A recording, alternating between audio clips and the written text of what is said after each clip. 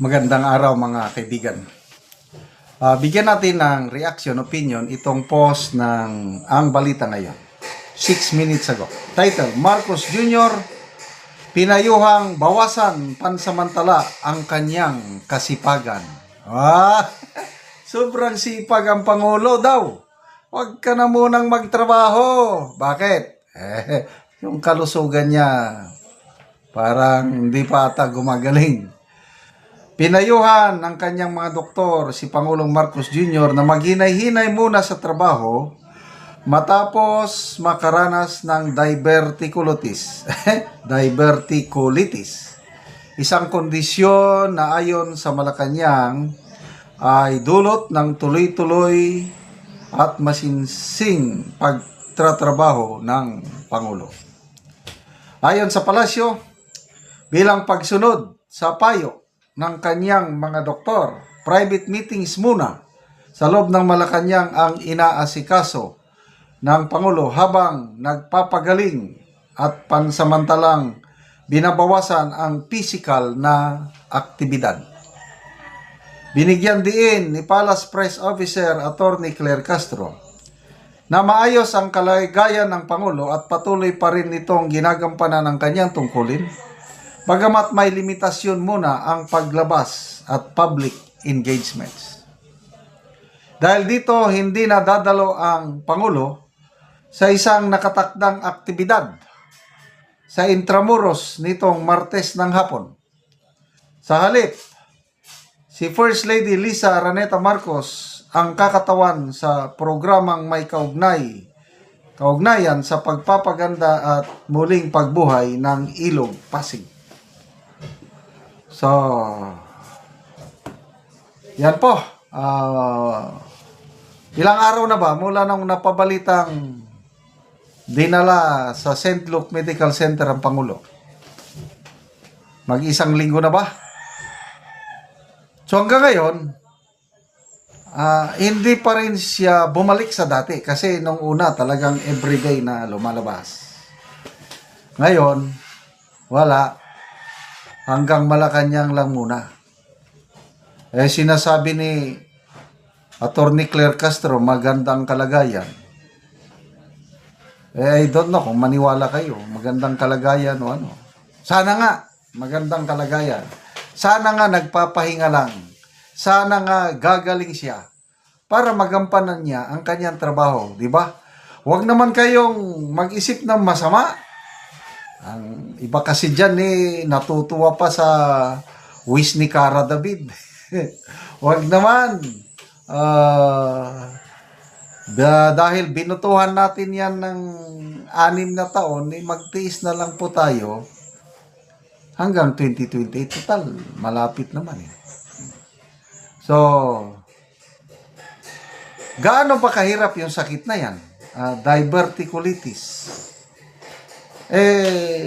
Kailan ba yun? January 24. May nabasa akong post. I don't know how true. Parang statement ni Yusek Claire Castro. Ano bang pitsa ngayon? 27 na? Ang mahal nating Pangulo ay nahihirapan ng tumai. Yung magbawas ba? Dahil nga sa diverticulitis. Maliban sa stress, kung ang pagkain ng isang tao kulang ng fibers, talagang mahirap. Kailangan natin ng maraming gulay at prutas sa ating katawan kasi doon mo makukuha ang fibers. Kung palagi lang karne, wala. Naranasan ko yan. After my retirement, dahil may pera ako gusto kong magpahinga, mag-enjoy sa buhay. Nako, lahat ng masasarap na pagkain, lalo na lechon, ano pa ito? Yung liempo, basta karne. Wow, sarap. Nako, biglang yung health ko, biglang bumaba. Madali akong pumagod, na lumaki ang katawan ko, lumaki ang tiyan, tumaas ang timbang, palagi madali kong magsipon, matagal gumaling ang ubo, bumaba yung aking immune system. Mabuti na lang at mayroon akong anak. At yung misis ko, palagi akong pinapagalitan. At nung nagkaroon ng pandemic, ayun, natauhan ako. Kasi mahina na yung immune system ko eh. Kaya nag-change lifestyle ako. Ngayon na, talagang tinitignan ko yung diet ko. Hindi ako kakain, hindi ako pwedeng mabuhay sa isang araw na wala akong prutas at wala akong gulay. Sandali ipakita ko.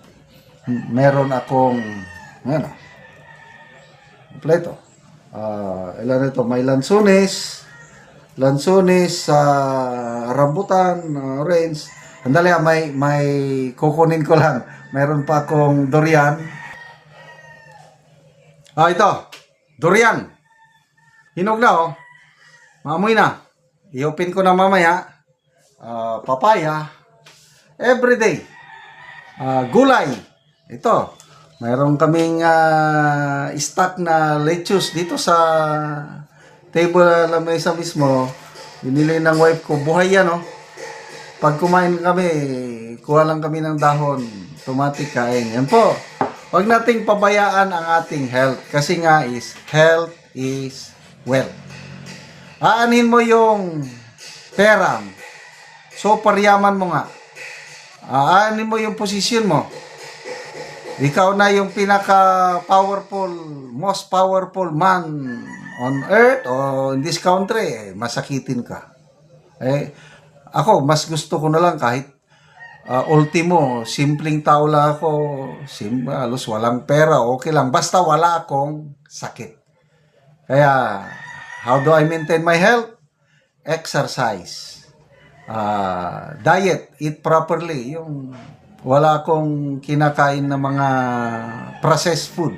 Puros natural. Paminsan-minsan, magkain pa rin ako ng Jollibee. Paminsan-minsan lang, pagbigyan ko. Jollibee kasi ang sarap ng Chicken Joy. Paminsan-minsan magkain pa rin ng lechon, yung konting pagbibigay lang sarili. But most of the time, healthy food tayo. So, good luck sa ating Pangulo. Sana gumaling siya, magpalakas siya para magampanan niya ang kanyang trabaho. Sa mga taong nagnanais na matupad ng wish ni Cara David, bahala kayo dyan. Salamat sa inyong pagsubaybay sa ating channel. Nakakatulong kayo ng malaki sa tribong Talanding ng Bukidnon dahil ang income natin sa channel na ito ay pantulong po sa tribo. Namimigay tayo ng libreng yero at pako para makapagpatayo sila ng mas maayos na tirahan. Panoorin nyo ang video na ito.